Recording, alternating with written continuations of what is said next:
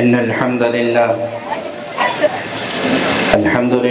نحمده ونستعينه ونستغفره ونؤمن به ونتوكل عليه ونعوذ بالله من شرور أنفسنا ومن سيئات أعمالنا من يهده الله فلا مضل له ومن يضلل فلا هادي له وأشهد أن لا إله إلا الله وحده لا شريك له وأشهد أن سيدنا ونبينا ومولانا محمدا عبده ورسوله صلى الله تعالى عليه وعلى آله وأصحابه وسلم تسليما كثيرا كثيرا أما بعد فأعوذ بالله من الشيطان الرجيم بسم الله الرحمن الرحيم هو الذي بعث في الأميين رسولا منهم يتلو عليهم آياته ويزكيهم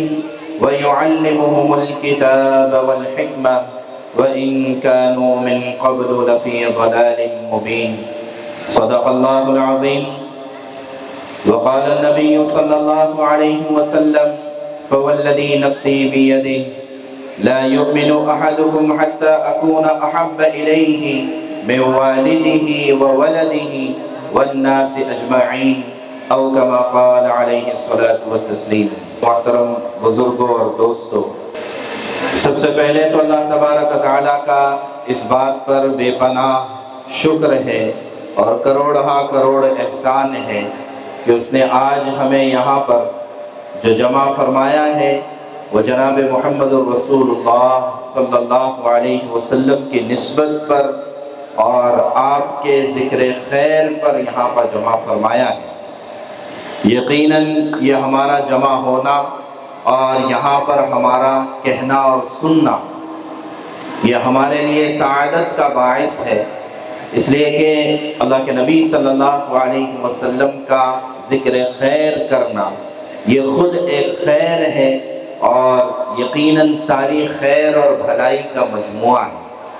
تو اس نسبت پر ہم یہاں پر جمع ہیں اور جو بھی باتیں ہم یہاں پر کہیں گے سنیں گے یقیناً وہ سارا ہمارا کہنا سننا عمل کی نیت سے، عمل کے غرض سے ہوگا، اور اس سے بڑھ کر یہ کہ ان کہی سنی باتوں کو آگے تک پہنچانا یہ ہماری آپ کی ذمہ داری ہے۔ ہمیں اللہ تبارک و تعالیٰ نے امت دعوت بنا کر بھیجا ہے، یعنی دعوت دینے والی امت بنا کر بھیجا ہے۔ کنتم خیر امت اخرجت للناس تأمرون بالمعروف وتنہون عن المنکر، کہ یہ بھلائیوں کو پھیلانے والی امت ہے۔ تو اللہ کے نبی صلی اللہ علیہ وسلم جو ساری بھلائی، ساری خیر، ساری حسنات، ساری خوبیوں کے مالک ہیں، کہ جب ہم ان کا ذکر خیر کریں گے تو یقیناً یہاں پر خیر ہی خیر وجود میں آئے گی انشاءاللہ۔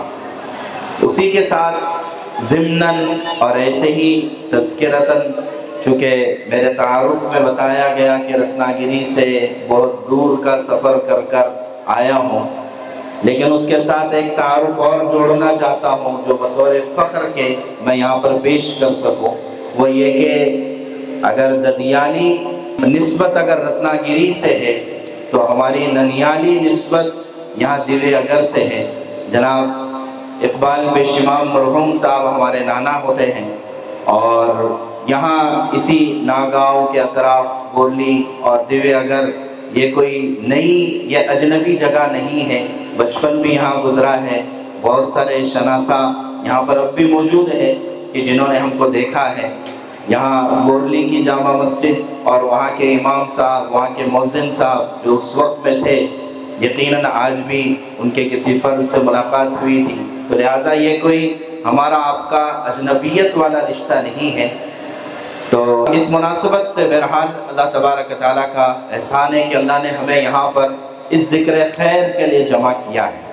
ہم یہاں پر جو بھی بات کریں گے، جو بھی بات کہیں گے، سنیں گے، اس کو سب سے پہلے یہ کہ ہمیں اخذ کرنا ہے، اس کو سب سے پہلے اپنے اندر میں بٹھانا ہے، ہمارا بیٹھنا یہاں پر محض بیٹھنا اور اٹھنا نہ ہو، محض نشستن و برخاستن نہ ہو، محض سننا اور سنانا نہ ہو، بلکہ سننا بھی ہو، عمل کرنا بھی ہو اور دوسروں تک پہنچانا بھی ہو۔ جہاں تک اللہ کے نبی صلی اللہ علیہ وسلم کی ذات اقدس کا تعلق ہے کہ اللہ تبارک و تعالیٰ نے قرآن کریم میں آپ کے اس دنیا میں بھیجے جانے کے مقاصد کو بتایا ہے کہ آپ کو ایک کام دے کر، ایک مشن دے کر اور اس انسانیت پر احسان کرتے ہوئے اللہ تبارک و تعالیٰ نے اس دنیا میں بھیجا تھا، اس دنیا میں مبعوث فرمایا تھا کہ اللہ تبارک و تعالیٰ نے ہی اس ساری کائنات کو وجود بخشا، اسی میں انسان کو اشرف المخلوقات بنایا۔ لقد خلقنا الانسان فی احسن تقویم، سب سے زیادہ خوبصورت سانچے میں اللہ تعالیٰ نے حضرت انسان کو بنایا، اور پھر اس انسان کو دیگر مخلوقات سے زیادہ اچھا، زیادہ افضل اور زیادہ بہتر، یہاں تک کہ فرشتوں جیسی نورانی مخلوق سے زیادہ افضل بنایا۔ کیوں؟ اس لیے کہ فرشتے یہ نور سے پیدا کیے گئے اور ان کو جس بات کا حکم دیا جاتا ہے وہی یہ کرتے ہیں، یعنی نیکیاں ہی نیکیوں میں لگے رہتے ہیں۔ لا یعصون اللہ ما امرہم ویفعلون ما یؤمرون، جس کام کا حکم دیا گیا وہی کام کرتے ہیں۔ تو پھر اللہ تبارک و تعالیٰ نے حضرت انسان کو ان سے افضل اسی لیے بنایا، حالانکہ بناتے ہوئے فرشتوں نے بھی یہ کہہ دیا تھا کہ نحن نسبح بحمدک ونقدس لک، اے باری تعالیٰ ہم تو آپ کی پاکیزگی اور بزرگی بیان کرتے ہیں، تو پھر ایک نئی مخلوق کو پیدا کرنے کی کیا ضرورت؟ حالانکہ اس مخلوق کے بارے میں تو یہ ہے کہ اس میں اچھائیاں اگر ہو تو ہو، لیکن یہ کہ اس میں برائیاں بھی ہیں، یہ خون خرابے کرنے والی مخلوق ہے، تو آپ اسے کیوں پیدا فرماتے ہیں؟ تو اللہ تبارک و تعالیٰ نے اس وقت ان سے کہا تھا انی اعلم ما لا تعلمون، تمہیں کیا پتا جس بات کا مجھے علم ہے۔ اور وہ کیا تھا کہ اللہ تبارک و تعالیٰ نے انسانوں کو فرشتوں سے الگ اس اعتبار سے بنایا کہ اللہ تعالیٰ نے ان کو عبادت کا مکلف بنایا، اور اسی کے ساتھ ساتھ ان کو عقل و فہم عطا فرمایا کہ یہ عقل اور کسی مخلوق کو اللہ نے نہیں دی۔ تو یہ عقل اور فہم سے انسان جب دنیا میں آتا ہے اور دنیا میں آنے کے بعد اس کائنات پہ غور کرتا ہے، تو سب سے پہلے اس پر یہ ضروری ہوتا ہے کہ وہ اس کائنات کے پیدا کرنے والے، اس کے بنانے والے، اس کے پروردگار، اس کے خالق اور مالک اور اس کے رب کو پہچانے کہ مجھے کس نے بنایا، کس نے پیدا کیا اور مجھے کس کی عبادت کرنا ہے۔ سب سے پہلے اس کو جاننا ضروری ہے، اور پھر اس کے بعد اللہ تبارک و تعالیٰ نے، حالانکہ عقل انسانی کے ذریعے سے اللہ نے یہ مکلف بنایا تھا کہ تمہیں اللہ کو بھی پہچاننا ہے اور اللہ کی بات بھی ماننا ہے، لیکن اللہ تبارک و تعالیٰ نے مزید احسان یہ کیا کہ صرف انسان کی عقل پر اس کو نہیں چھوڑا، بلکہ 1.25 لاکھ انبیاء کرام علیہم الصلاۃ والتسلیم ان کا سنہری سلسلہ شروع فرمایا۔ چنانچہ آدم علیہ السلام سے یہ سلسلہ شروع ہوتا ہے، اور آدم علیہ السلام اس دنیا کے پہلے انسان بھی ہے، پہلے نبی بھی ہے، پہلے انسان بھی ہے اور پہلے نبی بھی ہے۔ اور اسی طرح حضرت آدم علیہ السلام اللہ کی طرف سے جو رہبری اور رہنمائی لے کر آئے تھے، وہ حقیقت میں کیا تھی؟ وہ حقیقت میں تھا اسلام۔ اسی وجہ سے یہ غلط فہمی تو کم سے کم ایمان والوں کے پاس سے ختم ہو جانا چاہیے کہ اسلام 1400 سال پہلے آیا ہوا مذہب اور دین نہیں ہے، اور اسلام حضرت محمد صلی اللہ علیہ وسلم اس کے بانی اور اس کو لے کر آنے والے نہیں ہیں، بلکہ اسلام اس وقت سے ہے جب سے اس دھرتی پر انسان اور منشیہ آیا تھا، اس وقت سے اسلام اس دھرتی پر چلا آ رہا ہے۔ جناب محمد رسول اللہ صلی اللہ علیہ وسلم اس سنہری کڑی کے اور انبیاء کے اس سلسلے کے آخری رسول ہیں اور خاتم النبیین ہیں۔ تو لہٰذا یہ بات اچھی طرح سے ہمیں سمجھ لینا چاہیے کہ آخری رسول جناب محمد رسول اللہ صلی اللہ علیہ وسلم ہے، اسلام کے بانی نہیں ہے، اسلام کی شروعات کرنے والے نہیں ہیں۔ خود حدیث پاک میں اللہ کے نبی صلی اللہ علیہ وسلم نے اس بات کو ایک مثال سے سمجھایا کہ میری مثال ایسی ہے جیسے کہ ایک خوبصورت سا محل، ایک خوبصورت سا بنگلہ، ایک خوبصورت سا حسین گھر بنا دیا گیا ہو اور پھر اس میں لوگوں کو دعوت دی جائے۔ البتہ اس گھر میں ایک بات یہ تھی کہ ایک جگہ پر اس کی اینٹ لگنا باقی تھی، تو لہٰذا ہر کوئی آنے والا، اس گھر کو دیکھنے والا، اس کی خوبصورتی کی، اس کی مضبوطی کی، اس کی بناوٹ کی، اس کے آرکیٹیکٹ کی اور اس کے انٹیریئر کی، اس کے ایکسٹیریئر کی، ہر چیز کی تعریف کرتا تھا۔ لیکن تعریف کرتے کرتے ہر ایک کی نگاہ اس شغاف پر اور اس جگہ پر جاتی تھی جہاں پر وہ اینٹ نہیں لگی ہوئی تھی، اور ہر ایک کہتا اتنا خوبصورت مکان ہے، کاش کہ یہ اینٹ یہاں پر لگ جاتی تو کتنا اچھا ہوتا۔ آپ صلی اللہ علیہ وسلم فرماتے ہیں میں ہی وہ اینٹ ہوں اور میں ہی وہ خوبصورتی کو مکمل کرنے والا ہوں کہ اللہ نے اسلام جیسا خوبصورت مذہب اور دین انسانیت کو عطا فرمایا تھا، اس میں حسن کی تکمیل کرنے والا اللہ نے مجھے بنا کر بھیجا ہے۔ تو لہٰذا انسانیت جیسے آگے بڑھتی چلی گئی، اللہ تبارک و تعالیٰ نے ان کی ضروریات کو اسلام کے ذریعے سے پورا کیا، اور آخری رسول، آخری نبی اپنے اللہ کا آخری کلام اور قرآن لے کر انسانیت کے پاس آئے۔ اسی وجہ سے یہ غلط فہمی بھی دور ہو جانی چاہیے کہ اللہ ہمارے ہیں، یعنی مسلمانوں کے ہیں، رسول اللہ کہتے ہیں کس کے نبی؟ مسلمانوں کے نبی۔ قرآن کس کی کتاب، کس کا گرنتھ، کس کی مقدس کتاب؟ کہتے ہیں مسلمانوں کی۔ یہ غلط فہمی ہے۔ اللہ نے اپنا تعارف کرایا ہے الحمدللہ رب العالمین، کہ تمام تعریفیں اس پروردگار کے لیے، اس اللہ کے لیے جو تمام جہانوں کا پالنہار ہے، پروردگار ہے، ضروریات کو پورا کرنے والا ہے۔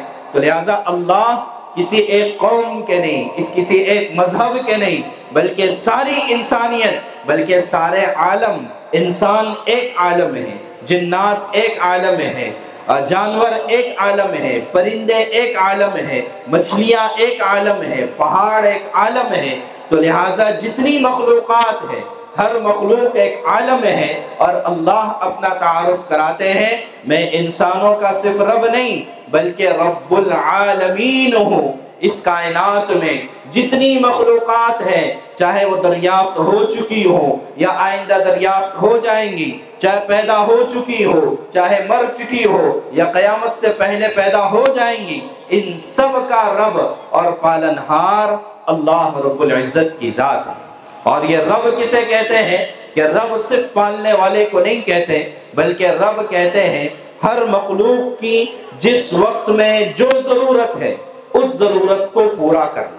کہ بچے کی ضرورت دودھ کا مل جانا ہے، لیکن وہی بچہ جب بڑا ہو جاتا ہے تو پھر روٹی اور چاول کا مل جانا اس کی ضرورت ہے۔ یہ کھانے پینے کے لحاظ سے ہوا۔ اس کے علاوہ ہر وہ ضرورت جو انسان کو پیش آتی ہے تو وقت پر اس ضرورت کو پورا کرنے والی ذات رب کہلاتی ہے۔ اب آپ اندازہ کریں اللہ اپنا تعارف رب العالمین سے، عالم کی ضروریات، تمام مخلوقات کی جو جو ضروریات ہیں، ان سب کو پورا کرنے والی ذات اللہ تبارک و تعالیٰ کی ہے۔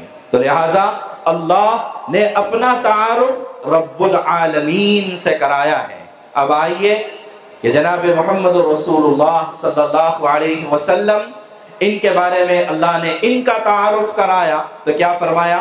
وَمَا أَرْسَلْنَاكَ إِلَّا رَحْمَةً لِلْعَالَمِينَ، کہ سارے عالم کے لیے آپ کو رحمت بنا کر بھیجا۔ آپ جس رحمت کا، آپ محبت کا، آپ امن کا، آپ سلامتی کا پیغام لے کر آئے ہیں، اور یہ پیغام صرف مسلمانوں کے لیے نہیں، اور آپ فلاح کا پیغام لے کر آئے ہیں۔ فلاح کسے کہتے ہیں؟ مؤذن صاحب ہر 5 وقت میں آواز لگاتے ہیں حی علی الصلاۃ، آ جاؤ نماز کی طرف، تو بازار میں بیٹھا ہوا تاجر وہ تو یہ کہتا ہے کہ میں اگر چھوڑ کر جاؤں گا اپنی دکان تو آنے والے گاہک ٹوٹ جائیں گے، بظاہر نقصان ہوگا، بظاہر خسارہ ہوگا۔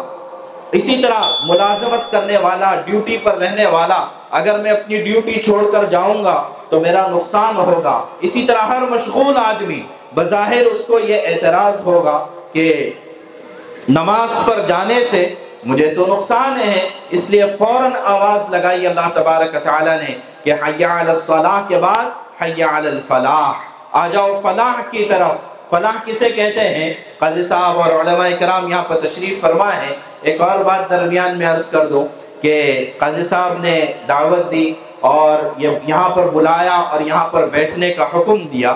اصل بات تو یہ ہے کہ یہ بڑوں کی تربیت کا ایک انداز ہوتا ہے۔ قاضی صاحب بڑے آدمی ہیں، بڑی شخصیت ہے، تو بڑوں کی تربیت کا ایک انداز ہوتا ہے کہ وہ چھوٹوں کو اپنے سامنے بلاتے ہیں اور کہتے ہیں کہ سبق سناؤ، کہ جب سبق سنایا جاتا ہے تو شاباشی ملتی ہے۔ تو ایسے ہی قاضی صاحب کے حکم پر آ کر میں بیٹھا ہوں اور اپنا جو سبق ہے وہ سنا رہا ہوں، تو انشاءاللہ اس میں اگر کچھ غلطی ہوگی تو اس کی اصلاح ہو جائے گی۔ ہم اپنی سعادت سمجھتے ہیں کہ بڑوں کے سامنے سبق سنانے کا موقع مل جائے۔ تو بہرحال تو اللہ تبارک تعالیٰ نے اپنے نبی پاک صلی اللہ علیہ وسلم کا تعارف کرایا ہے، سارے عالم کے لیے رحمت بن کر آنا، آپ فلاح کا پیغام لے کر آئیں۔ تو فلاح کسے کہتے ہیں؟ فلاح کہتے ہیں دنیا اور آخرت کی کامیابی کو۔ صرف دنیا کی کامیابی کو بھی فلاح نہیں کہیں گے، صرف آخرت کی کامیابی کو بھی فلاح نہیں کہیں گے۔ فلاح دنیا اور آخرت دونوں جگہ کی کامیابی، اس کا نام فلاح ہے۔ تو یہ فلاح جناب محمد رسول اللہ صلی اللہ علیہ وسلم اپنے ساتھ لے کر آئے ہیں، اور پھر آپ صرف ایک نبی بن کر اور صرف ایک اللہ کا پیغام سنانے والا بنا کر اس دنیا میں نہیں بھیجے گئے، بلکہ آپ رول ماڈل بنا کر بھیجے گئے۔ اللہ تعالیٰ فرماتے ہیں لَقَدْ كَانَ لَكُمْ فِي رَسُولِ اللَّهِ أُسْوَةٌ حَسَنَةٌ، کہ جناب محمد رسول اللہ صلی اللہ علیہ وسلم کو ہم نے اسوہ حسنہ، بہترین رول ماڈل اور بہترین فالو کرنے کے قابل۔ آج دیکھتے ہیں ہمارے نوجوان کہ اس پر فخر محسوس کرتے ہیں کہ ہم فلاں کے فین ہیں اور فلاں کے فالوور ہیں، اور ہم فلاں کو فالو کرتے ہیں، یعنی فلاں کی اقتداء کرتے ہیں، فلاں کے پیچھے چلتے ہیں، فلاں کے جیسے بال رکھیں گے، فلاں کے جیسے کھانا کھائیں گے، فلاں کے جیسے دنیا کی ہر چیز کرنے کی کوشش کریں گے۔ حالانکہ اللہ کے نبی صلی اللہ علیہ وسلم جو دین لے کر آئے اور جو زندگی لے کر آئے، حقیقت میں یہ دین صرف عبادات کا، نماز روزہ حج زکوٰۃ کا نام نہیں ہے، بلکہ لائف سٹائل کا نام دین ہے، زندگی گزارنے کا طریقے کا نام دین ہے، ضابطۂ حیات کا نام دین ہے۔ تو اللہ کے نبی صلی اللہ علیہ وسلم کا تعارف ہوتا ہے وَمَا أَرْسَلْنَاكَ إِلَّا رَحْمَةً لِلْعَالَمِينَ۔ تو لہٰذا اللہ نے اپنا تعارف کرایا رب العالمین سے، رسول اللہ کا تعارف کرایا رحمت للعالمین سے۔ اب آئیے قرآن پر، کہ کیا قرآن صرف مسلمانوں کی کتاب ہے؟ کیا قرآن صرف مسلمانوں کے لیے نازل ہوا ہے؟ نہیں، بلکہ آپ قرآن سے پوچھیں کہ یہ کیوں نازل ہوا ہے تو قرآن کہے گا شہر رمضان الذی انزل فیہ القرآن ھدی للناس، تمام انسانیت کے لیے، چاہے وہ ایمان لا چکے ہو، ایمان نہ لائے ہو، چاہے وہ مرد ہو، چاہے وہ عورت ہو، چاہے وہ عرب کے ہو یا عجم کے ہو، چاہے وہ مشرق کے رہنے والے ہو، مغرب کے رہنے والے ہو، تمام انسانیت کے لیے یہ قرآن آیا ہے۔ اور اس قرآن کا موضوع کیا ہے؟ قرآن کیوں اتارا گیا ہے؟ کیا قرآن صرف قرآن خوانی کرنے کے لیے اترا ہے؟ کیا قرآن صرف رمضان میں تلاوت کرنے کے لیے اترا ہے؟ یا قرآن صرف ہماری آپ کی جھوٹی سچی قسمیں کھانے کے لیے اترا ہے کہ جب کبھی جھگڑا ہوگا تو قرآن پر سچی جھوٹی قسمیں کھائی جائے گی؟ کیا اس کے لیے اترا ہے؟ اب قرآن سے پوچھیں کہ وہ قرآن کیوں آیا ہے، تو قرآن پہلے ہی کہتا ہے الف لام میم ذالک الکتاب لا ریب فیہ ھدی للمتقین، کہ یہ اترا ہے ہدایت کے لیے، یہ اترا ہے رہبری کے لیے، یہ اترا ہے گائیڈ کرنے کے لیے کہ انسانیت کیسے زندگی گزارے، کہ انسانیت عبادت کیسے کرے، اپنے رب کو کیسے پہچانے، اس کے لیے قرآن آیا ہے۔ انسانیت اپنے معاملات، اپنے بازار کیسے چلائے، پوری انسانیت کے لیے یہ قرآن رہبری کرنے کے لیے آیا ہے۔ انسان اپنے معاشرت کیسے گزارے، یعنی جو ہے اپنی گھریلو زندگی، اپنے خاندانی زندگی، اپنی عائلی زندگی کیسے گزارے، تو اس کو قرآن بتانے کے لیے آیا ہے۔ تو قرآن کا موضوع صرف تلاوت کرنا نہیں ہے، تلاوت کرنا اہم اور فضیلت کی چیز ہے، اس سے انکار نہیں، ہر حرف پر 10 نیکیاں ملتی ہیں، لیکن اس پر اکتفا نہیں۔ جب تلاوت کا انکار بھی نہیں اور تلاوت پر اکتفا بھی نہیں، بلکہ قرآن رہبری کے لیے آیا ہے۔ تو آپ دیکھیں کہ اللہ ساری انسانیت کے، سارے عالم کے، رسول اللہ سارے عالم کے، اور قرآن ساری انسانیت کے لیے آیا ہے۔ اب آپ اللہ کا اس پر شکر ادا کرنے کی ضرورت ہے کہ اللہ تبارک و تعالیٰ نے یہ تینوں بڑی نعمتیں، یہ تینوں عظیم الشان نعمتیں اللہ تبارک و تعالیٰ نے ہمیں آپ کو بن مانگے مفت میں اور پیدائشی طور پر عطا کر رکھی۔ تو یہ کتنا بڑا اللہ تبارک و تعالیٰ کا احسان ہے۔ اب آتے ہیں رسول اللہ صلی اللہ علیہ وسلم کی ذات پر، تو قرآن نے ان کے بھیجے جانے کا مقصد بتایا کہ هو الذی بعث فی الامیین رسولا منہم، کہ اللہ تبارک و تعالیٰ نے امی انسانیت، ساری انسانیت اندھیروں میں تھی، ساری انسانیت ظلمتوں میں تھی، ساری انسانیت اپنے رب کو بھول چکی تھی، نہ انہیں رہنے کا طریقہ معلوم تھا، نہ انہیں جو ہے کھانے پینے کا طریقہ معلوم تھا، انہیں کسی طرح کی سویلائز زندگی گزارنے کا کوئی طریقہ نہیں معلوم تھا، اور اسی وجہ سے ہر معاشرے میں، ہر ملک میں جہاں جہاں انسان بستے تھے وہاں پر ظلم اور بربریت تھی، وہاں پر ہر طاقتور اپنی طاقت کا لوہا منواتا تھا، اور وہاں پر ہر کمزور کو دبایا جاتا تھا، چاہے وہ کمزور غلام ہو، چاہے وہ کمزور عورتیں ہو، چاہے وہ کمزور بچیاں ہو، ہر ایک کو دبانے کی کوشش ہوتی تھی۔ اور صرف انسان جاہل نہیں تھے، بلکہ انسانوں کی وجہ سے وہ زمانہ ہی زمانہ جاہلیت کہلاتا تھا۔ تو اللہ کہہ رہے ہیں کہ ساری امی انسانیت تھی اور جہالت میں پڑی ہوئی انسانیت تھی، اور اس میں اللہ تبارک و تعالیٰ نے انہی میں سے ایک رسول کو بھیجا۔ اور وہ رسول کو کیسے بھیجا؟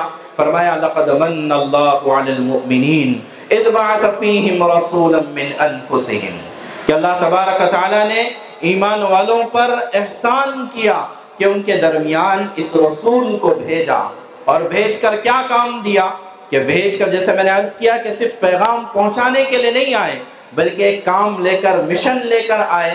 فرمایا کہ هو الذی بعث فی الامیین رسولا منہم یتلو علیہم آیاتی، کہ رسول کا کام ہے کہ وہ قرآن کی آیات پڑھ کر امت کو اور انسانیت کو سنائیں، کہ یہ قرآن اتنا بابرکت ہے کہ اس کو چھونا بھی فضیلت ہے، اس کو پڑھنا بھی فضیلت ہے، اور قرآن کی آیات کی جب تلاوت کی جاتی ہے تو جیسے آپ نے ابھی سنا کہ قاری صاحب جو قرآن پڑھ رہے تھے تو قرآن کا اپنا ایک ردم ہے، قرآن کا اپنا ایک لہجہ ہے، اور قرآن کا اپنا ایک انداز ہے، وہ انداز دلوں پر اثر کرتا ہے، چاہے وہ ظلمتوں میں، اندھیروں میں ڈوبا ہوا دل کیوں نہ ہو، اور وہ سیاہ دل کیوں نہ ہو چکا ہو، چاہے وہ مشرکین مکہ ہو یا پھر جہاں کہیں کے رہنے والے ہو یا اللہ کا انکار کرنے والے ہو، لیکن اس پر بھی جب قرآن کی آیات پڑھی جاتی ہیں تو پھر اس کا دل دہل جاتا ہے،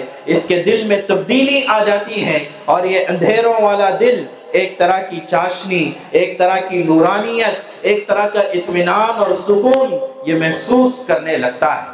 چنانچہ قرآن کی ہر بات معجزہ ہے، قرآن کو پڑھ کر کتنے لوگ ایمان لائے، قرآن کو سمجھ کر کتنے لوگ ایمان لائے، اس کا تو کوئی حساب ہی نہیں ہے۔ بس ایک واقعہ بتاتا ہوں، ابھی قریب کا واقعہ، ہمارے قریب بمبئی سب جانتے ہیں، وہاں کا واقعہ بتاتا ہوں کہ ایک صاحب، ایک نوجوان سے ملاقات ہوئی، ان سے بات چیت ہوئی، انہوں نے بتایا کہ کئی سال گزر چکے تھے، 8-10 سال سے زیادہ کا زمانہ ہوا کہ میں اسلام سے نعوذ باللہ بدظن ہو چکا تھا، اور ایمان چھوڑ چکا تھا. جیسے آج کل اس وقت اللہ حفاظت کرے کہ یہ ٹرینڈ ہے، اپنے آپ کو فخریہ کہا جاتا ہے کہ ہم ایکس مسلم ہیں، یعنی نعوذ باللہ ہم مسلمان تھے اب ہم نہیں ہیں. تو فرمایا کہ میری یہی حالت تھی اور اسی حال میں میری زندگی گزر رہی تھی. اللہ نے دنیا تو ہر طرح سے دی تھی لیکن دل کا اندھیرا تھا. ایک موقع ایسا آیا، لاک ڈاؤن کا زمانہ آیا، ہر چیز بند ہو گئی، سارے کاروبار ٹھپ ہو گئے، ساری ملازمتیں ختم ہو گئی. تو کہنے لگے کہ گھر میں تو قرآن رکھا ہوا تھا. تو ایک دن ایسا ہوا کسی وجہ سے، یعنی جان بوجھ کر نہیں، اچانک میں ایسا ہوا کہ میرے سامنے کسی وجہ سے قرآن آیا اور قرآن کے لکھے ہوئے جو حروف ہے، قرآن کا جو رسم الخط ہے، قرآن کے لکھنے کی جو ہینڈ رائٹنگ ہے، بس یہ میرے سامنے آئی اور یہ دیکھ کر میرا جو سویا ہوا ضمیر تھا اور میرا جو کھویا ہوا ایمان تھا یہ جاگ اٹھا. اور پھر اس کے بعد میں دوبارہ ایمان میں داخل ہوا اور آج وہ بندہ اپنی ساری جاب، اچھی جاب چھوڑ کر صرف لوگوں کو قرآن کا رسم الخط سکھاتا ہے، قرآن کی عربی کیسے لکھنا ہے، صرف یہ کام کرنا سکھاتا ہے. اپنی تمام چیزیں، مشغولیتیں اس نے چھوڑ دی. تو میں عرض کرنا چاہ رہا ہوں کہ قرآن کا رسم الخط بھی لوگوں کی ہدایت کا ذریعہ بن جاتا ہے. تو یہ قرآن کی تلاوت یہ نبوت کے مقاصد میں سے ہے. اور کیا فرمایا؟ اور فرمایا کہ وَيُزَكِّيهِمْ، کہ یہ قرآن کو لے کر بھیجا ہے تاکہ اللہ کے نبی صلی اللہ علیہ وسلم انسانوں کے دلوں کا تزکیہ کر سکیں. کہ انسان کا دل ایسے ہی بیمار ہوتا ہے جیسے کہ انسان کا جسم بیمار ہوتا ہے. انسان کا جسم بیمار ہو جائے اس کے لیے علاج ہے، اس کے لیے دوائیاں ہیں اور اس کے لیے سارا ایک نظام ہے، ہسپتال سے لے کر ڈاکٹروں کا سارا نظام ہے. ایسے ہی دل بیمار ہوتا ہے. اس دل کے بیماری کا علاج انبیاء اکرام علیہ السلام کے پاس ہے. دل کی بیماریوں کا علاج دین میں ہے، اسلام میں ہے. اللہ کے نبی صلی اللہ علیہ وسلم اس دنیا میں تشریف لائے تھے ان دلوں کا علاج کرنے کے لیے. آج کی سائنس اتنی قاصر ہے کہ وہ جسموں کی بیماریوں کو تو جانتی ہے، اس سے آگے بڑھ کر ذہنی اور نفسیاتی بیماریوں کو جانتی ہے، مینٹل ہیلتھ کی بات کرتی ہے. لیکن انبیاء اکرام علیہ السلام نے آ کر دلوں کے ہیلتھ کی بات کی تھی جو آج کی سائنس اس سے ناواقف ہے. تو اللہ نے ہمیں وہ ایڈوانس دین اور وہ ایڈوانس نبی عطا فرمائے ہیں جہاں تک ابھی دنیا پہنچ ہی نہیں پائی ہے.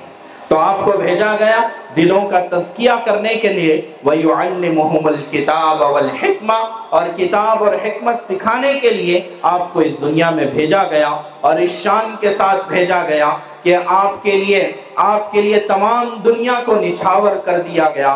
جب آپ صلی اللہ علیہ وسلم دنیا میں تشریف لائے تو اپنے ساتھ رحمتوں کو لے کر آئے، اپنے ساتھ برکتوں کو لے کر آئے. اور آپ کے اخلاق کے بارے میں خود قرآن نے کہا کہ نون والقلم وما یسطرون ما انت بنعمت ربک بمجنون وانک لعلی خلق عظیم، کہ آپ کو اخلاق کے سب سے اعلیٰ پیمانے پر اور اعلیٰ پائیدان پر آپ کو رکھا گیا. آپ سے بڑھ کر، آپ سے اچھے، آپ سے بہتر اور کسی کے اخلاق ہو ہی نہیں سکتے ہیں. اس کے لیے کتنے واقعات بتائے جا سکتے ہیں. کیا طائف کا واقعہ اس کے لیے کافی نہیں ہے کہ جنہوں نے صرف بات کا انکار نہیں کیا بلکہ بات کا مذاق اڑایا، اور صرف مذاق نہیں اڑایا بلکہ اپنے شہر سے دھتکار دیا، اور صرف دھتکارا نہیں بلکہ اوباشوں کو پیچھے لگایا کہ جو گالی گلوچ کرتے، جو پتھر مارتے، یہاں تک کہ جناب محمد رسول اللہ صلی اللہ علیہ وسلم کے پیر خون سے رنگ آلود ہو گئے. اتنا ستایا، اتنا پریشان کیا اور کئی میل تک دوڑایا، یہاں تک کہ اس انگور کے باغ کے اندر جا کر آپ نے پناہ لی اور پھر وہاں پر ان سب اوباشوں سے چھٹکارا ملا. پھر کیا ہوتا ہے؟ جبریل علیہ السلام تشریف لاتے ہیں، ملک الجبال آ جاتے ہیں، پہاڑوں کا فرشتہ آتا ہے اور کہتا ہے کہ آپ جو کرنا چاہیں، آپ جو حکم دے دیں. اگر آپ یہ کہیں کہ دونوں پہاڑوں کو ملا دیا جائے اور ان کو اندر دھسا دیا جائے، زندہ دفن کر دیا جائے تو آپ کہہ دیجئے. لیکن اس وقت میں بھی قربان جائیں، اسی رحمت للعالمین صلی اللہ علیہ وسلم نے کیا فرمایا اللہم انی اشکو الیکا ضعف قوتی وقلت حیلتی وہوانی علی الناس اللہم اہد قومی فإنہم لا یعلمون۔ اے اللہ میرے قوم کو ہدایت دے دے، اس لیے کہ یہ میرے مقام اور مرتبے کو نہیں جانتے۔ تو لہٰذا یہ رحمت لے کر آپ آئے ہیں، اس رحمت کا پیغام لے کر آئے۔ وہ مشرکین مکہ کہ جنہوں نے 13 سال تک کیا کچھ نہیں کیا، ہر طرح سے پریشان کیا، نہ دعوت چلنے دی، نہ وہاں پر رہنے دیا، نہ جینے دیا، یہاں تک کہ جان کے در پہ ہو گئے تو جان بچا کر ہجرت کرنی پڑی۔ 10 سال کے بعد جب فتح مکہ ہوتا ہے، یہی تمام مشرکین اور سرداران مکہ سامنے کھڑے ہیں۔ اب ان سے پوچھا جاتا ہے بتاؤ تمہارے ساتھ کیا سلوک کرنا چاہیے؟ تو وہ بھی کہنے لگے کہ آپ تو بڑے کریم ہیں، آپ تو معاف کرنے والے ہیں، آپ تو درگزر کرنے والے ہیں۔ اس میں وہ بھی تھے کہ جنہوں نے کبھی بات سے انکار کیا تھا، اس میں وہ بھی تھے کہ جنہوں نے کبھی جسمانی تکلیفیں دی تھی، وہ بھی تھے کہ جنہوں نے الگ الگ طریقے سے رسوا کیا تھا، لیکن اب سب معافی مانگ رہے تھے۔ اللہ کے نبی صلی اللہ علیہ وسلم نے وہی بات فرمائی، لا تثریب علیکم اليوم اذهبوا انتم الطلقاء، کہ آج تم پر کوئی ملامت نہیں ہے، تم سب کے سب آزاد ہو، سب کو معاف کر دیا۔ اتنا بڑا دل لے کر آئے تھے کہ ساری انسانیت تک اس رحمت کے پیغام کو پہنچانا تھا کہ ایک مسلمان جہاں کہیں بھی رہے کہ یہ سچائی کے بغیر نہیں رہ سکتا ہے۔ سچائی کا تعلق صرف زبان سے نہیں ہے، صرف جھوٹ نہ بولنے سے نہیں ہے، بلکہ سچائی اپنے کاروبار میں بھی ہے، سچائی اپنی ملازمت میں بھی ہے، سچائی اپنے بڑوں کے ساتھ بھی ہے، ہر چیز میں۔ بلکہ یہ بشارت سنائی کہ التاجر الصدوق الامین مع النبیین والصدیقین والشہداء والصالحین، کہ سچا اور امانت دار تاجر کیا کر رہا ہے؟ اپنا کاروبار چلا رہا ہے، اپنی دکان چلا رہا ہے۔ کہاں پر؟ بازار میں بیٹھ کر۔ بازار کون سی جگہ؟ سب سے بری جگہ، جہاں پر شیطان کا سب سے زیادہ اور سب سے جلدی اثر ہوتا ہے۔ شیطان کا سب سے کم اثر مسجد میں ہوتا ہے اور سب سے زیادہ اثر بازار میں ہوتا ہے۔ کہ ایسی جگہ پر ایک آدمی اپنا کاروبار، اپنی تجارت کرنے کے لیے بیٹھا ہے اور کیا کر رہا ہے؟ اپنی دنیا کما رہا ہے، لیکن سچائی کے ساتھ، امانت داری کے ساتھ۔ وہ آنے والے کسٹمر کو، آنے والے گاہک کو نہ خیانت کرتا ہے، نہ دھوکہ دیتا ہے، نہ فریب کے ساتھ مال بیچتا ہے، بلکہ جو خرابیاں اس میں ہیں ان خرابیوں کو بتا کر بیچتا ہے۔ لینا ہے تو لو، اس میں یہ خرابی ہے۔ اس کے ساتھ جب یہ تجارت کرتا ہے تو یہ دنیا کے 2 پیسے نہیں کماتا، بلکہ یہ بشارت سنائی کہ یہ آخرت میں، یہ دنیا کا تاجر، یہ دنیا کا بیپاری یا بزنس مین، یہ کل قیامت میں نبیوں کے ساتھ اور صدیقین کے ساتھ اور شہداء کے ساتھ اور صالحین کے ساتھ اور اولیاء اکرام کے ساتھ اور بزرگان دین کے ساتھ اٹھایا جائے گا۔ کون سا بڑا کمال کیا؟ اپنا دھندا کیا، اپنی تجارت کی، اپنا کاروبار کیا، لیکن سچائی اور امانت داری کے ساتھ کیا۔ آج دیکھیں کہ دنیا میں سب سے زیادہ ایمانداروں کی ضرورت ہے، کہ دنیا کی بڑی بڑی حکومتیں اس بات سے پریشان ہیں کہ کرپشن کیسے ختم ہوگا، خیانت کیسے ختم ہو جائے، رشوت کیسے ختم ہو جائے۔ تو ظاہر ہے کہ اس کا حل دنیا کے پاس نہیں ہے۔ سخت سے سخت ترین قانون بنانے کے باوجود بھی، قانون انسانوں کا بنایا ہوا ہوتا ہے تو انسان اس میں سے چور راستے ڈھونڈ لیتا ہے۔ تو حکومتیں عاجز ہے کرپشن کو کیسے ختم کیا جائے، لیکن قربان جائے اسلام نے ہمیں طریقہ بتایا کہ اللہ کا ڈر، آخرت میں حساب کا خوف اور نبی پاک صلی اللہ علیہ وسلم کی سچائی کی تعلیم، یہ دنیا سے کرپشن کو ختم کر سکتی ہے۔ تو لہٰذا ہم عالمی نبی کو سارا عالم دیا گیا ہے، ساری انسانیت دی گئی ہے کہ ان پر محنت کرنا ہے اور ان تک اللہ کے اس پیغام کو پہنچانا ہے۔ تو لہٰذا اللہ کے نبی صلی اللہ علیہ وسلم اس دنیا میں اپنے ساتھ رحمت لے کر آئے، صداقت اور سچائی لے کر آئے، ایسے ہی اپنے ساتھ عدالت لے کر آئے۔ عدالت سے مراد کیا؟ عدالت کا مطلب ہے انصاف، کہ ہر انسان کو، انصاف کسے کہتے ہیں؟ ظلم کہتے ہیں وضع الشیء فی غیر محلہ، کہ جس چیز کا جو مقام اور مرتبہ ہے اس پر اس کو نہ رکھنا، وہاں سے گرا دینا۔ ٹوپی کا مقام سر پر رہنا ہے، اس کو پیر کے پاس رکھ دینا ٹوپی کے ساتھ ظلم ہے۔ جوتے کا مقام پیر پر رکھنا ہے، اسے سر پر اٹھا لینا یہ جوتے کے ساتھ ظلم ہے۔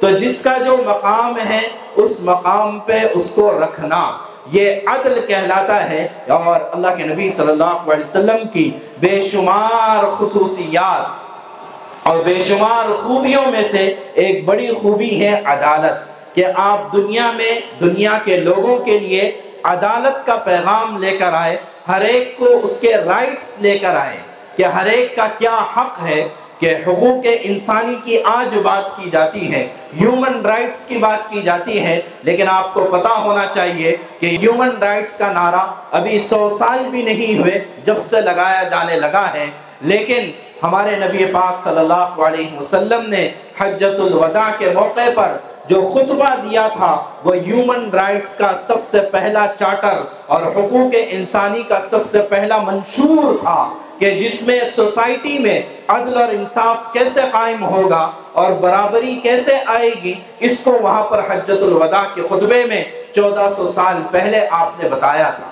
آپ نے کائے کے حقوق دیے، آپ نے عورتوں کے حقوق بتائے، آپ نے غلاموں کے حقوق بتائے، آپ نے مزدوروں کے حقوق بتائے، آپ نے جو ہے ہر ایک کو انصاف ملنا چاہیے، رائٹ ٹو جسٹس آپ نے بتایا، رائٹ ٹو لائف آپ نے دیا، کہ اس زمانے میں عورت کا پیدا ہو جانا، بچی کا پیدا ہو جانا ہی ایک ایسی نحوست سمجھی جاتی تھی کہ اسے زندہ درگور کیا جاتا تھا، کہ قرآن نے اس کو کہا کہ یہ اس کو زندہ درگور کر دیتے تھے کہ بِأَيِّ ذَنبٍ قُتِلَتْ، کل کو جا کر یہ بچی پوچھے گی اپنے ماں باپ سے کہ میرا کیا قصور تھا کہ تم نے مجھے زندہ دفن کر دیا تھا۔ وہ زمانہ جاہلیت تھا، زندہ دفن کیا جاتا تھا، آج پڑھے لکھوں کا زمانہ ہے، زندہ ہونے سے پہلے مار دیا جاتا ہے۔ تو بہرحال اللہ کے نبی صلی اللہ علیہ وسلم نے یہ سارے حقوق سارے انسانیت کو دیے۔ غلامی کو دنیا سے کس نے ختم کیا؟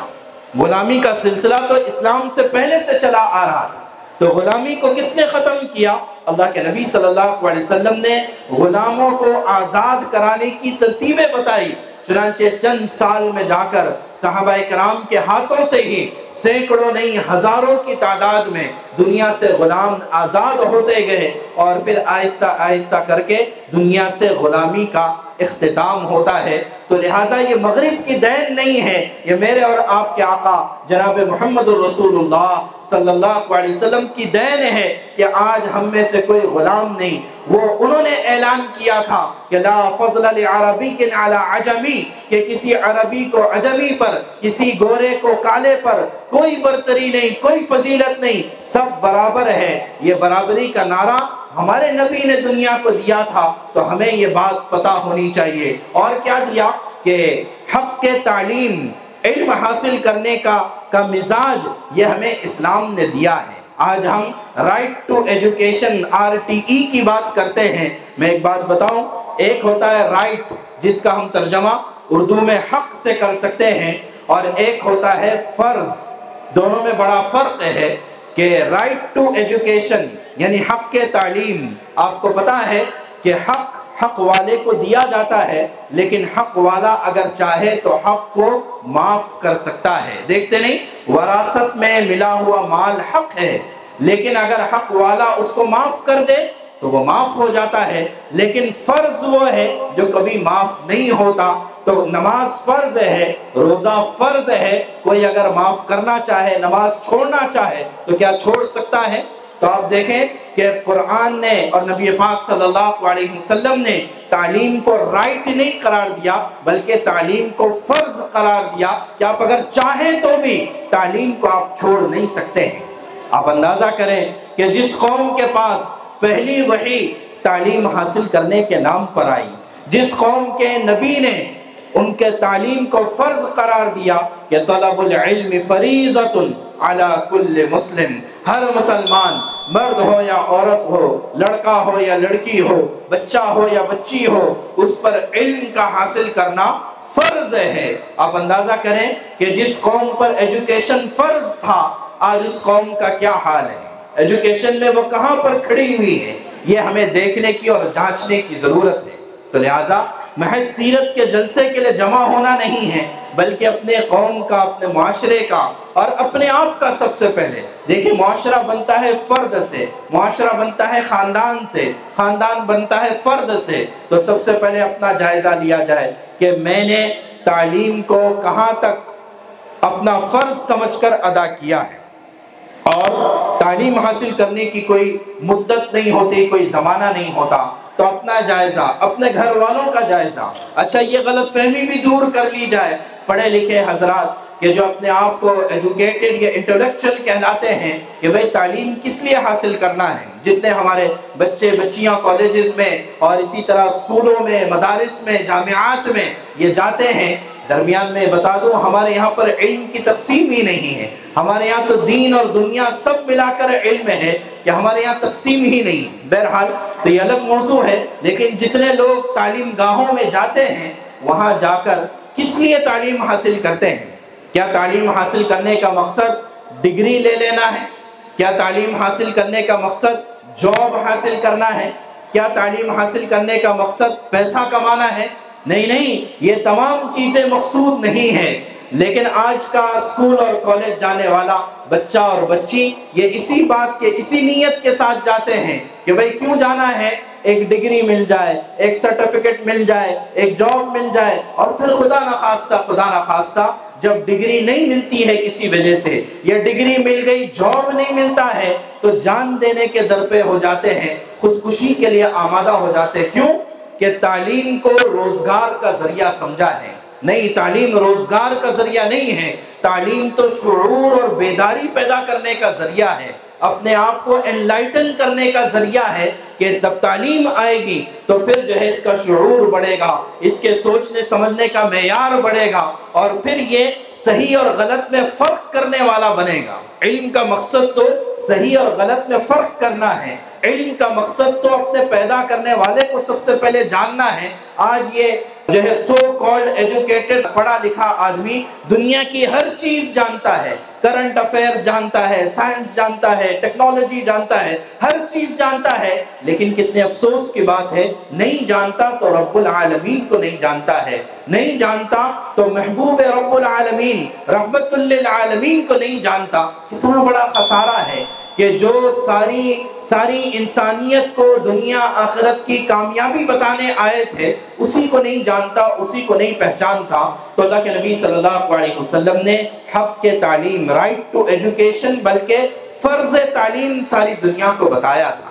تو لہٰذا ہمیں جو اس بات پر غور کرنے کی ضرورت ہے کہ ہم بحیثیت قوم، اپنے فرد کی بات نہیں، فرد میں تو بہت سارے لوگ پڑھے لکھے ہو جاتے ہیں، لیکن بحیثیت قوم اور بحیثیت امت ہمارے تعلیم کا کیا معیار ہے، اور کیا ہمارے پاس تعلیم کا اپنا نظام ہے، یا تعلیم کے اپنے انسٹیٹیوٹس ہمارے پاس ہیں؟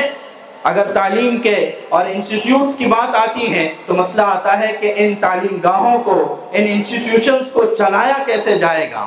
بظاہر ہمارے پاس اس وقت میں جیب خالی نظر آتے ہیں، لیکن افسوس، صد افسوس کہ جب یہی موقع شادی بیاہ کا آتا ہے، جب یہی موقع دیگر خرافات کا آتا ہے، تب قوم کے پاس تو اتنا پیسہ ہے کہ ایک معمولی سے آدمی کی شادی پر بھی لاکھوں روپے لگ جاتے ہیں، اور وہ اس کو ضرورت سمجھتا ہے۔ حالانکہ ابھی حال ہی میں کورونا گزرا ہے، اللہ حفاظت کرے، لیکن لوگوں نے دیکھا اس میں بھی شادیاں ہوئی ہیں، 4 لوگ جمع ہو کر بھی شادیاں کرتے تھے۔ تو اس کا مطلب نکاح اور شادی سادگی کے ساتھ بھی ہو سکتی ہے، یعنی شادی سادی بھی ہو سکتی ہے، لیکن ہم نے اپنی ناک بڑی کی ہے کہ ہمارے یہاں پر جو ہے منگنی پر بھی خرچ ہوگا، چاپان میں بھی خرچ ہوگا، اور پھر پتہ نہیں کتنے رسم و رواج، ان سب چیزوں پر ہم خرچ کریں گے، لیکن تعلیم کے لیے ہمارے پاس پیسہ نہیں ہے۔ اللہ جزائے خیر دے ان لوگوں کو اور قوم کے ان افراد کو کہ جنہوں نے اپنے خون جگر سے تعلیم گاہوں کی بنیادیں ڈالی تھی۔ ہمارے آبا و اجداد ہی تھے، ہمارے کوکن ہی کے وہ افراد تھے کہ جنہوں نے اس زمانے میں تعلیم گاہوں کے اور مدارس کا ایک جال بچھایا۔ حضرت شیخ الاسلام مولانا حسین احمد مدنی رحمت اللہ علیہ، ان کے آمد کی برکت کہ جامعہ حسینیہ عربیہ شری وردھن قائم ہوا، اور اسی طرح اس وقت کے دیگر افراد کہیں انجمن خیر الاسلام کے نام سے، کبھی اور تعلیم گاہوں کے نام سے، آج وہ تعلیم گاہیں جو بنی آج ہماری قوم کے کام آ رہی ہیں۔ تو لہٰذا اور جو ہے ہمیں افسوس اس بات کا ہے کہ جنہوں نے تاج محل اور لال قلعے جیسی عمارتیں بنائیں، کاش کہ وہ ہمارے لیے تعلیم گاہیں بنا کر جاتے تو شاید ہمارے ملک کا نقشہ کچھ اور ہوتا تھا۔ تو بہرحال یہ تو ضمنی بات آ گئی کہ ہمارے پاس شادیوں کے نام پر اور خرافات کے نام پر خرچ کرنے کے لیے بہت پیسہ ہے۔ بس ایک واقعہ بتاتا ہوں کہ بمبئی میں ایک جگہ پر شادی تھی، نکاح تھا، اور ظاہر ہے کہ ہال میں تھا اور اس پر اچھا خاصا خرچ ہوا تھا۔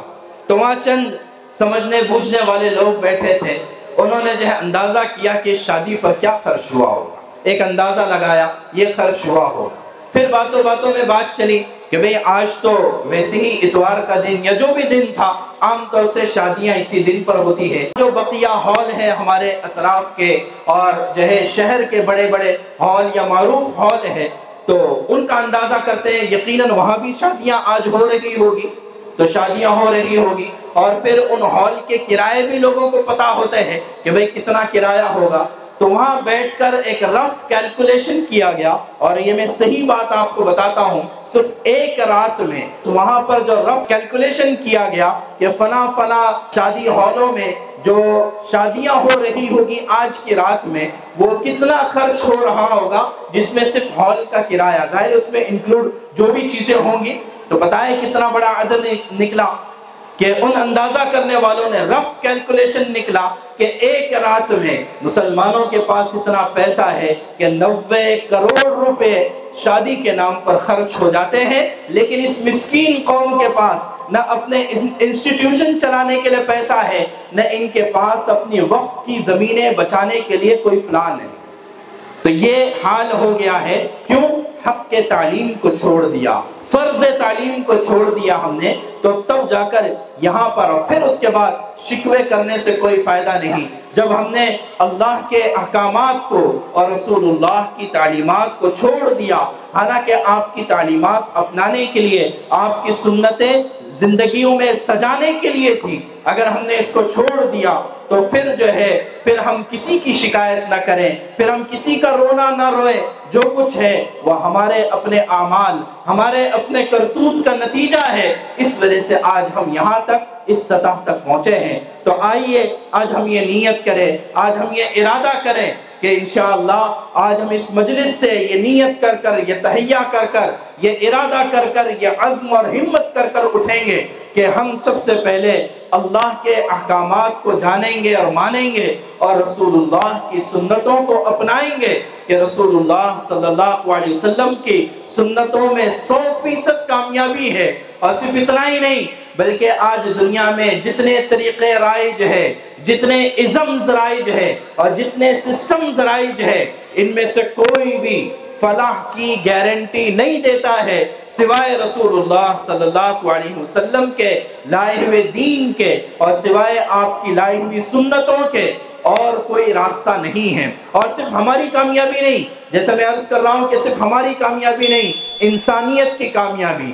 اس وقت انسانیت مسائل سے جوجھ رہی ہے، انسانیت پریشان ہو رہی ہے، انسانیت جنگوں سے پریشان ہے، انسانیت ایٹم بمبوں سے پریشان ہے، انسانیت نیوکلیئر ہتھیار سے پریشان ہے، انسانیت غربت اور افلاس سے پریشان ہے، انسانیت کرپشن سے پریشان ہے، اور پتہ نہیں کتنے بڑے بڑے مسائل کہ دنیا کی بڑی بڑی حکومتیں اور دنیا کے تھنک ٹینک یہ سب مل کر بیٹھتے ہیں، لیکن اس کا ان کے پاس کوئی راستہ نہیں ہے، کوئی حل نہیں ہے۔ انسانیت سود کے جال سے پریشان ہے، لیکن اس کے پاس کوئی حل نہیں ہے۔ آپ یقین کریں ان سب چیزوں کا حل ہمارے اور آپ کے پاس ہے، لیکن افسوس کی بات ہمیں آپ کو بھی نہیں پتا ہے۔ وہ کہتے ہیں نا کہ جو ہے کہ وہ پارس کا پتھر کسی کے پاس تھا جس کے بارے میں مشہور تھا کہ یہ پتھر جب لوہے کو لگتا ہے تو لوہا سونا بن جاتا ہے، حالانکہ ایسا ہوتا نہیں،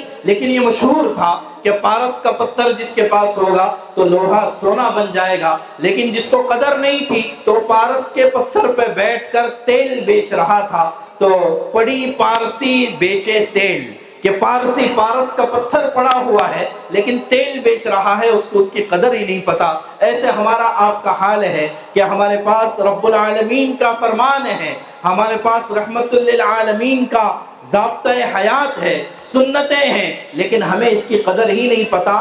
آپ کو یہ بھی معلوم ہونا چاہیے کہ آج اس وقت دنیا میں رسول اللہ صلی اللہ علیہ وسلم کی ایک ایک سنت پر، کہ آپ صلی اللہ علیہ وسلم نے ساری زندگی گندم کا آٹا یا گندم کی روٹی کیوں کھائی، اس پر دنیا میں پی ایچ ڈی ہو رہی ہے، اس پر تحقیق اور ریسرچ ہو رہا ہے، اور سوائے خوبیوں کے اور سوائے نعمتوں کے ان کے سامنے اور کچھ نہیں آ رہا ہے۔ لیکن ہمارے لیے رسول اللہ صلی اللہ علیہ وسلم کا راستہ اور طریقہ اور سنتیں عیب ہو گئی ہیں۔ سلمان فارسی رضی اللہ تعالیٰ عنہ، فارس فتح ہوا، دسترخوان لگا، اور دسترخوان پہ بیٹھ کر، اس لیے کہ عربوں نے ایسے کھانے کبھی نہیں دیکھے تھے، جب صحابہ کی جماعت اور تابعین کی جماعت ان علاقوں میں پہنچی تو انہوں نے سفید میدے کی روٹیوں کو رومال سمجھ لیا تھا کہ انہوں نے کبھی اتنی ملائم اور نرم روٹیاں دیکھی ہی نہیں تھیں، یہ تو اونٹنی کا دودھ پینے والے، کھجور کھانے والے، روکھا سوکھا کھانے والے لوگ تھے۔ لیکن وہاں پر دسترخوان پر ایک لقمہ سلمان فارسی رضی اللہ عنہ کے ہاتھ سے گر گیا، اور انہوں نے اٹھانا چاہا کہ کسی نے اشارہ کیا کہ بڑے لوگوں کا دسترخوان ہے، آپ جو ہے یہ لقمہ نہ اٹھائیں۔ فرمایا اترک سنت حبیبی لہؤلاء الحمقاء، کیا میں اپنے حبیب کی سنت کو ان جاہلوں کے لیے چھوڑ دوں؟ نہیں، بلکہ میں تو ان کو سکھانا چاہتا ہوں کہ ہمارے نبی نے کھانے کی قدردانی کیسے سکھائی ہے، اناج کو عزت دینا کیسے سکھایا ہے، میں انہیں بتانا چاہتا ہوں۔ اور پھر کسی نے جو ہے، غالباً یہی صحابی یا کوئی اور، ان سے پوچھا کسی نے کہ کیا تمہارے نبی تمہیں استنجا کرنے کا طریقہ بتاتے ہیں؟ فرمایا کہ تم عیب سمجھتے ہو، ہمارے لیے تو فخر کی بات ہے کہ جانوروں کی طرح باہر کھڑے ہو کر استنجا کرنے کے بجائے ہمیں صاف ستھرا ہائیجین طریقہ ہمیں نبی نے بتایا ہے، کہ نبی سے بڑھ کر ہائیجین طریقہ کون بتا سکتا ہے؟ ہمارے پاس وضو جیسا ہائیجین طریقہ ہے۔ کورونا میں دیکھا ہم نے کہ سب ہاتھ دھوتے نظر آئے تھے۔ وضو کیا ہے؟ کہ وضو یہی ہائیجین کا طریقہ تھا کہ جس کو اللہ تبارک و تعالیٰ نے ہمیں عطا فرمایا تھا۔ تو بہرحال بات یہ ہے کہ ہم یہاں سے یہ عزم کر کر اٹھیں، یہ نیتیں کر کر اٹھیں کہ انشاءاللہ سب سے پہلے ہم جو ہے اللہ کے احکامات کو جانیں گے، رسول اللہ صلی اللہ علیہ وسلم کی سیرت کو جانیں گے۔ سیرت کو جاننا ضروری ہے، پھر اس کے بعد اس پر عمل کرنا ہے، اور پھر اسے ساری دنیا تک پہنچانا ہے۔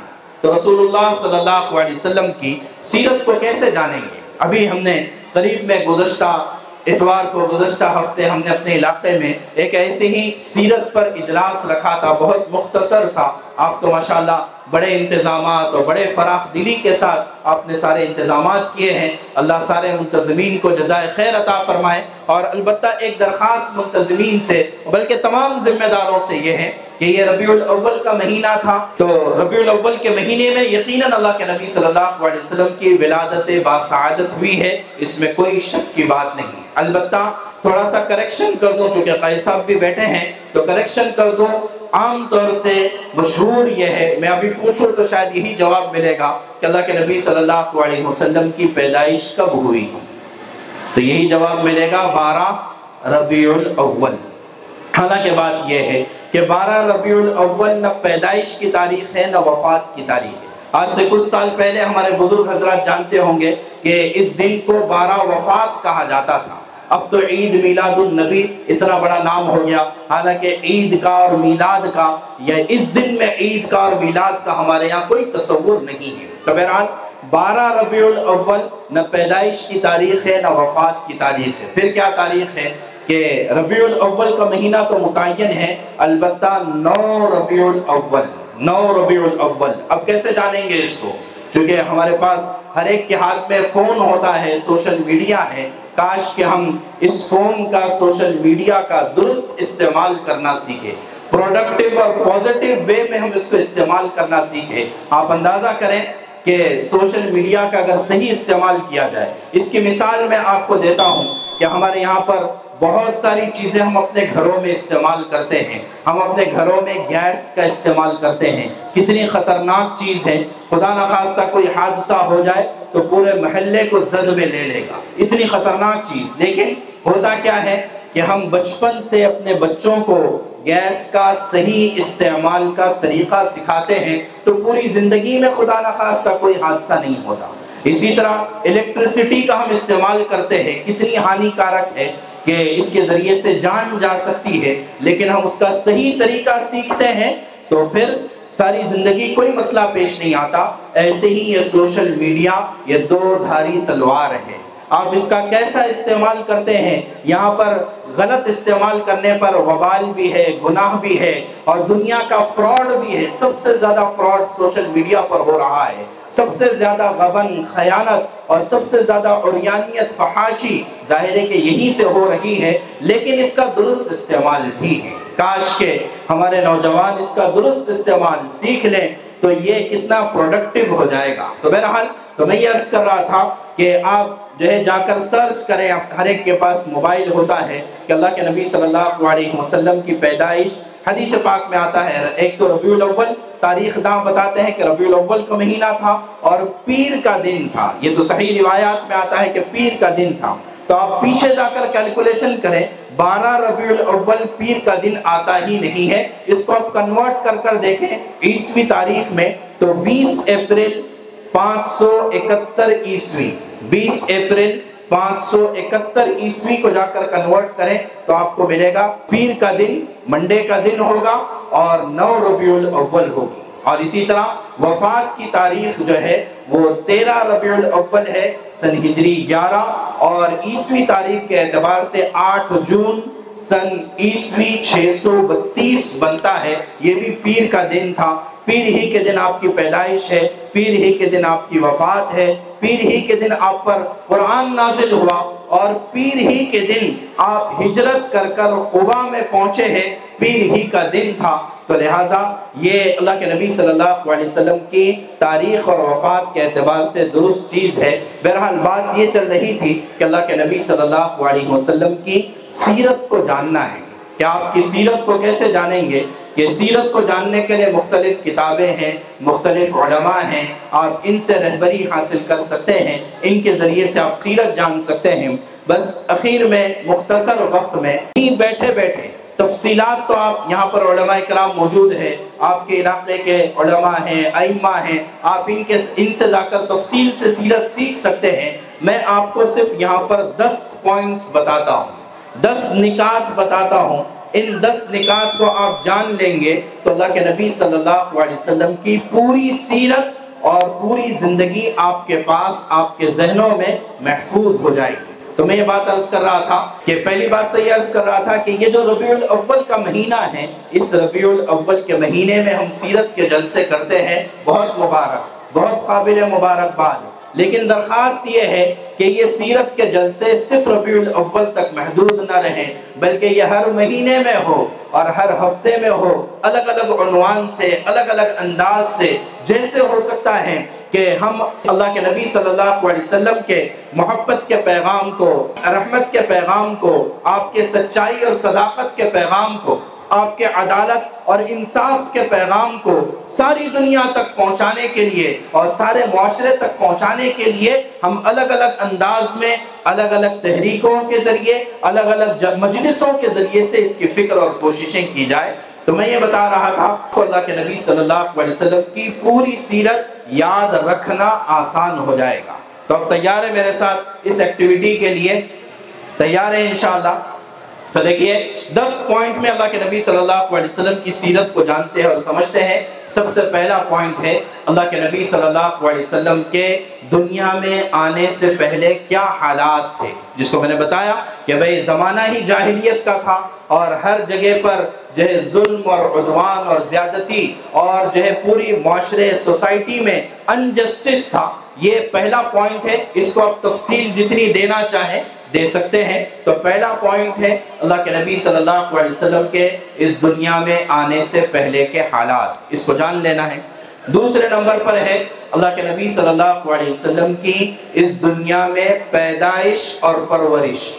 پیدائش اور پرورش، پیدائش کب ہوئی؟ ابھی میں نے بتایا 9 ربیع الاول کو، اور 20 اپریل 771 عیسوی کو 500 سال سے زیادہ کا عرصہ گزرا تھا، دنیا میں کوئی نبی نہیں آیا تھا، پوری دنیا میں عیسیٰ علیہ السلام کے بعد کوئی نبی نہیں آیا تھا، تو کیا حال ہوگا؟ تو بہرحال دوسرا پوائنٹ ہے آپ کی پیدائش کب ہوئی، کہاں ہوئی، اس کو جان لیا جائے۔ آپ کی پرورش کیسے ہوئی، کس نے کی، دودھ کس نے پلایا، اور جو 6 سال تک کس نے پالا، 8 سال تک کس نے پالا، پھر اس کے بعد کس نے، یعنی 6 سال تک جو ہے اماں آمنہ نے پالا، اس کے بعد پھر دادا عبد المطلب نے پالا، پھر اس کے بعد چچا ابو طالب نے پالا۔ تو یہ دوسرا پوائنٹ، مختصر یہ چیزیں آپ جان سکتے ہیں۔ تیسرا پوائنٹ ہے اللہ کے نبی صلی اللہ علیہ وسلم کی جوانی اور نکاح، کہ آپ نے جوانی کیسے گزاری، صادق اور امین بن کر جوانی گزاری۔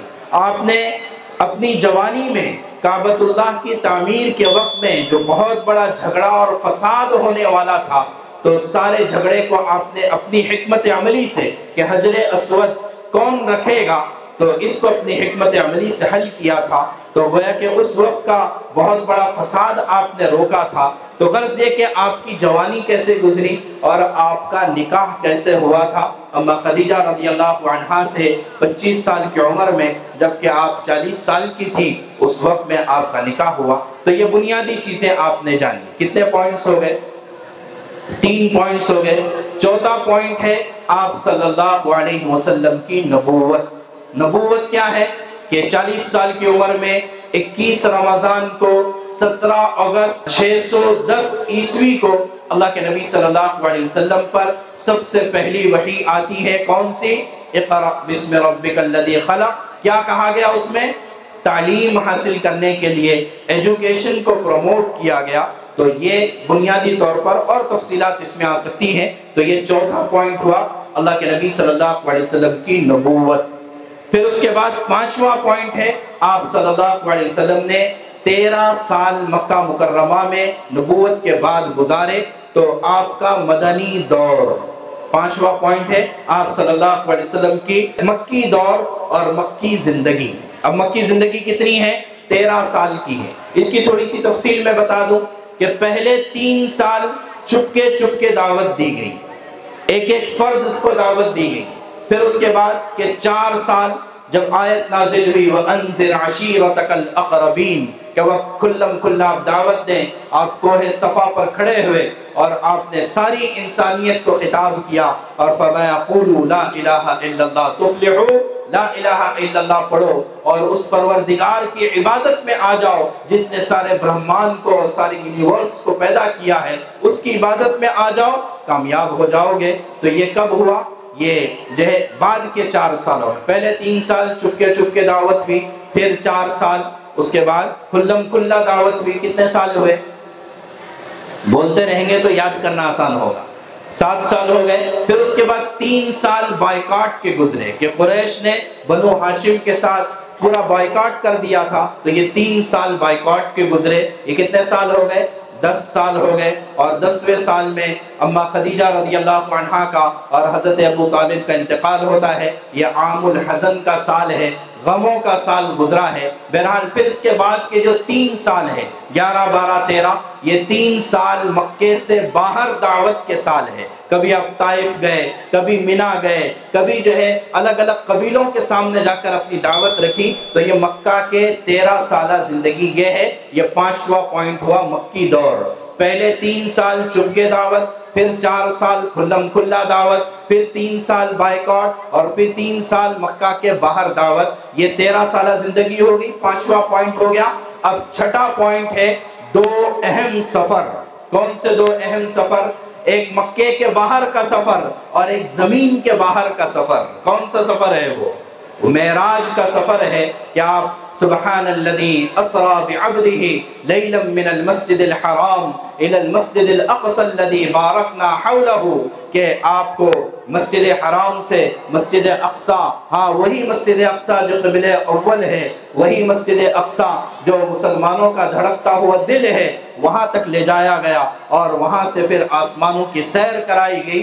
تو چھٹا پوائنٹ ہو جائے گا دو اہم سفر، ایک طائف کا سفر، ایک معراج کا سفر. یہ دو اہم سفر ہو گئے. اس کے بعد پھر ساتواں پوائنٹ ہو جائے گا آپ کا مکہ مکرمہ سے مدینہ منورہ ہجرت کا سفر، کہ یہ ہجرت کا سفر 1 ربیع الاول کو شروع ہوا، 8 ربیع الاول 20 ستمبر 622 عیسوی کو قباء میں جا کر ختم ہوا. پھر آپ مدینہ منورہ میں داخل ہوئے. تو بہرحال یہ ہجرت کے بعد نصرت کا اللہ کا وعدہ ہے، اور ہجرت کا سفر بہت ساری عبرتیں، بہت ساری نصیحتیں اپنے ساتھ لیے ہوئے ہے کہ جب تک آدمی ہجرت اور نصرت والی صفت پر نہیں آتا ہے تب تک اللہ کی مدد بھی نہیں آتی. ہر کام کے لیے محنت، کوشش، سنگھرش، اور ضرورت پڑے تو ہجرت اس کی ضرورت پڑتی ہے. ہجرت کیا ہے؟ اللہ رسول کے نام پر اپنی مشغولیات سے نکل جانا، یہ ہجرت ہے. تو اللہ کے نبی صلی اللہ علیہ وسلم نے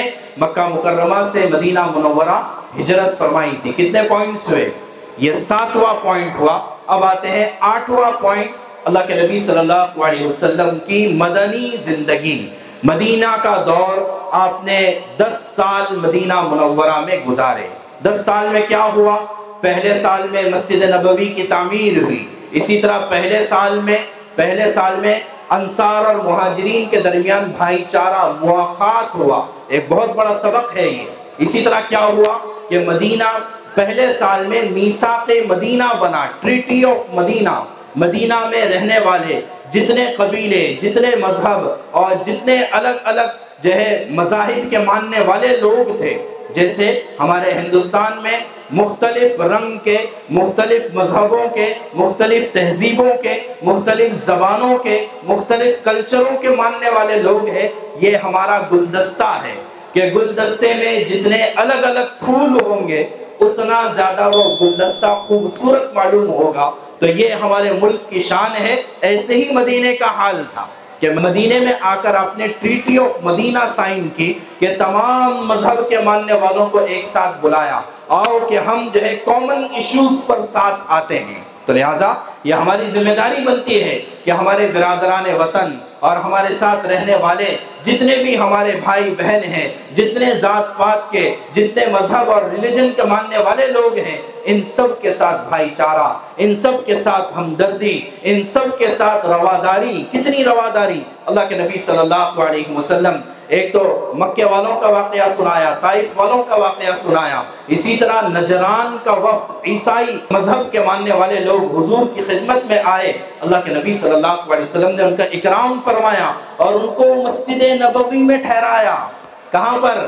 مسجد نبوی میں رکایا، اور مسجد نبوی میں رکا کر ان کی ساری خاطر تواضع کی. تو لہٰذا کیا اچھا ہو کہ برادران وطن کو بھی ہماری مسجدوں میں صفائی ستھرائی اور پاکیزگی کے ساتھ ان کو بلایا جائے اور ان کو مسجد کا تعارف کرایا جائے کہ دیکھو یہ مسجد ہوتی ہے، اس میں وضو میں ایسے ہائیجین کا اہتمام کیا جاتا ہے اور ایسے ایک ساتھ با جماعت نماز ہوتی ہے. یہ ممبر ہے، یہاں سے محبت کی اور یہاں سے امن کا، یہاں سے سلامتی کا پیغام پہنچایا جاتا ہے. یہاں پر امام کھڑا ہوتا ہے جس کے پیچھے متحد ہو کر جو یونٹی کی، اتحاد کی ایک بہت بڑی عملی مشق ہے، یہ بتایا جانے کی ضرورت ہے. تو بہرحال اللہ کے نبی صلی اللہ علیہ وسلم نے نجران کے وفد کو مسجد میں رکوایا.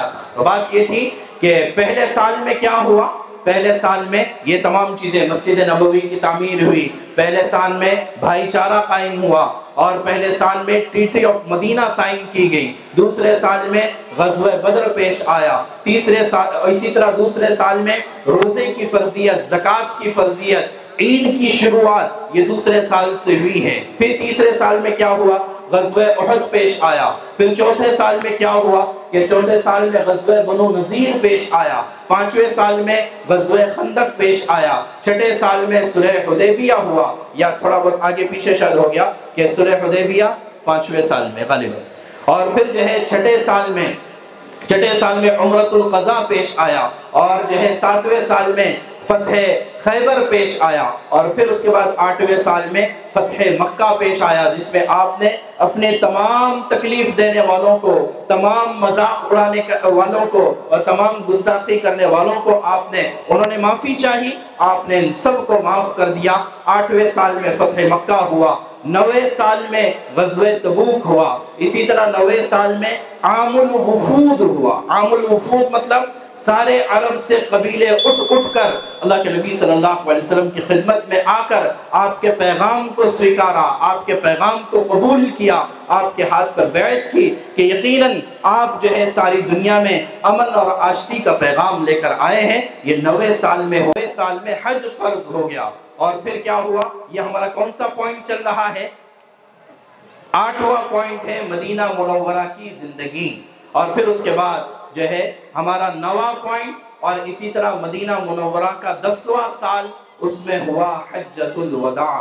اللہ کے نبی صلی اللہ علیہ وسلم نے مدینہ منورہ سے چل کر مکہ مکرمہ میں اپنا آخری حج کیا، اور اسی حجۃ الوداع کے خطبے میں آپ نے ہیومن رائٹس کا چارٹر ساری دنیا کے سامنے، حقوق انسانی کا منشور ساری دنیا کے سامنے پیش کیا کہ دیکھیے ساری دنیا میں امن، آشتی، سلامتی اس راستے سے آئے گی جو راستہ میں تمہیں دے کر جا رہا ہوں۔ اور پھر کیا کیا؟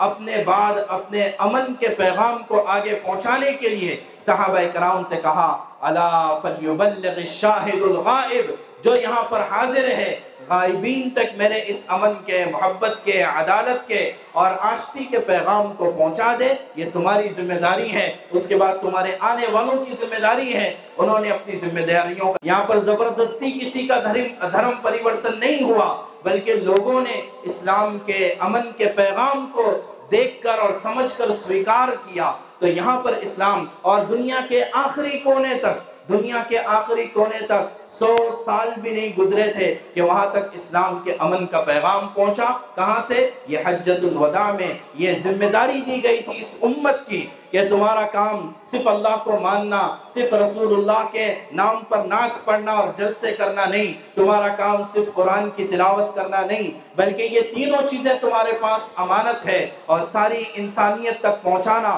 یہ تمہارا کام ہے۔ یہ ذمہ داری حجۃ الوداع کے موقع پر دی گئی تھی۔ تو یہ 9واں پوائنٹ اور 10واں سال تھا کہ جس میں یہ کام ہوئے، اور پھر اس کے بعد 10واں اور آخری پوائنٹ ہے اللہ کے نبی صلی اللہ علیہ وسلم کا اس دنیا سے اپنے مشن کو پورا کرنے کے بعد یہاں سے پردہ فرمانا، یہاں سے رخصت کر جانا، رفیق اعلیٰ کو چلے جانا، اور جو ہے اس دنیا سے پردہ فرمانا، اور جو ہے اس دنیا سے روپوش ہو جانا اور آخرت کا سفر کرنا۔ یہ 10واں پوائنٹ ہوا ہے۔ ان 10 پوائنٹس کو آپ جتنا پھیلانا چاہیں اتنا پھیلا سکتے ہیں۔ میں دوبارہ ایک مرتبہ یاد کرنے کی غرض سے یہ 10 پوائنٹس مختصراً دہرا دیتا ہوں کہ پہلا پوائنٹ ہے اللہ کے نبی صلی اللہ علیہ وسلم کے دنیا میں آنے سے پہلے کے حالات۔ دوسرا پوائنٹ ہے اللہ کے نبی صلی اللہ علیہ وسلم کی پیدائش اور پرورش۔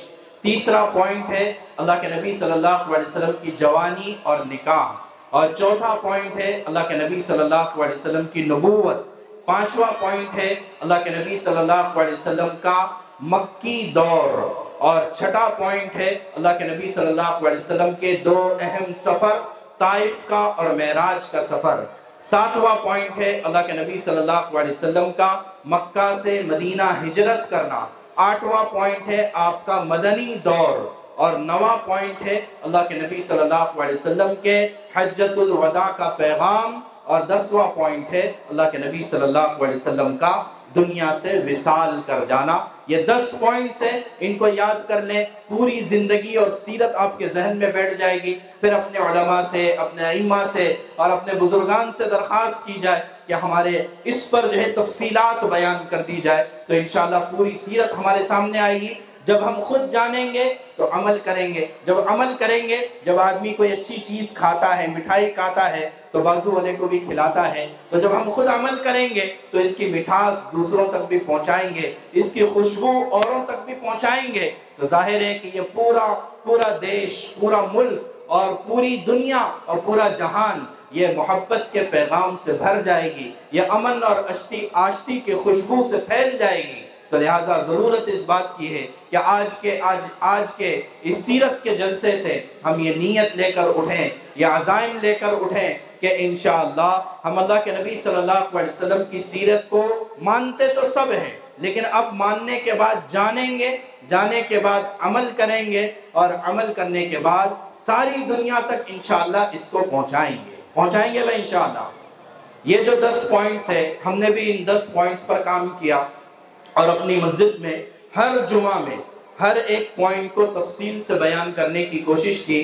یقین جانیں کہ پورا اختصار کرنے کے باوجود بھی 1.5 سال لگا کہ پوری سیرت کو بیان کرنے کے لیے، لیکن الحمدللہ 1.5 سال میں پوری سیرت لوگوں کے سامنے آ گئی اور پھر اس کو ریکارڈ بھی کیا گیا، تو تقریباً 45 ویڈیوز بنے، اور یہاں پر آپ کے سامنے کہیں پر یہ پوسٹ لگے ہوئے ہیں اور اس کے اوپر QR کوڈ لگا ہوا ہے۔ اس کو اگر آپ سکین کریں گے تو آپ کو وہ ویڈیوز مل جائیں گی کہ کون سی ویڈیوز ہیں جس میں پوری تفصیل کے ساتھ یہ سیرت کو بتایا گیا ہے۔ پھر اس کے بعد ایک اور کام ہم نے یہ کیا کہ انہی ویڈیوز کی بنیاد پر آن لائن کوئز تیار کیا، کہ کوئز اس طرح سے MCQs کی ترتیب پر ایک سوال ہے، 4 آپشن ہے، اس میں سے کوئی ایک سلیکٹ آپ کو کرنا ہے۔